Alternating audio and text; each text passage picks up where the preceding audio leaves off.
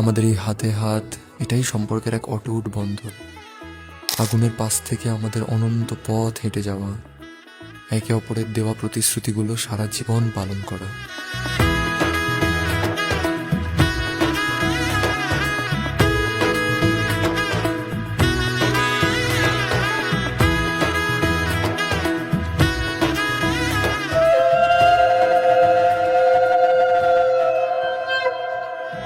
এলো এলো এলো কি গোধূলি জীবনে, ডানা মেলে 100টা প্রজাপতি মনে।